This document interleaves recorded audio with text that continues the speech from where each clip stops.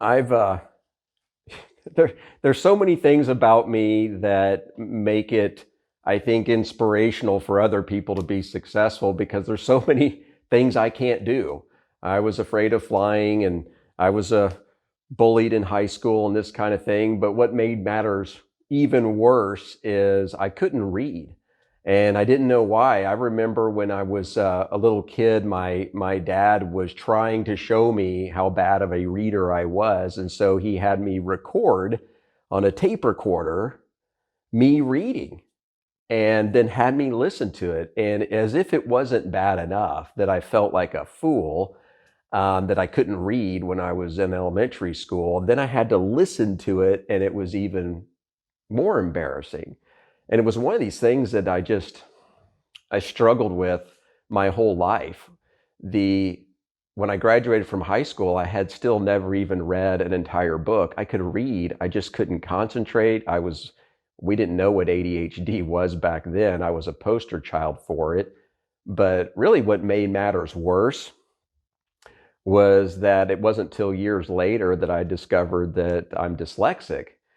And when I went up to college and I wrote my first paper in English class, I got a 13 on that paper.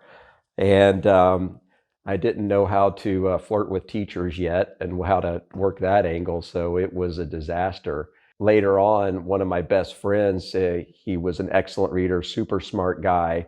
And he took pity on me and he says, bite the bullet and you're going to learn how to read. And he gave me a stack of books from Piers Anthony that he read when he was in junior high. So I went and got a job as a security guard. And for an entire summer, I sat for 12 hours a day behind a desk reading those books. And eventually, it actually started to wire my brain together. I still struggle with reading sometimes a day. I love to read. I love to learn. I'm still not a fast reader, no matter how much I read, but I can do it now, and I like to read. But it made me into an excellent writer. And it was a kind of a cool experience because the next year I went out and I was able to write beautifully. It's still one of those things I still struggle with, but it's heartening to know there's so many famous and capable CEOs and actors and billionaires who all struggle with the same thing. Everybody's going through something. Everybody has their challenges, and everybody deserves our grace and love because we don't know what people are going through. For many, many years, I didn't tell people that I was dyslexic. I just learned how to do what I do and kept it to myself. And then I realized there's people out there like me. And so I share this with you because if you're going through any kind of struggle, whether it's just how you're wired, dyslexia, or some other thing that's holding you back, just know this, you're not alone.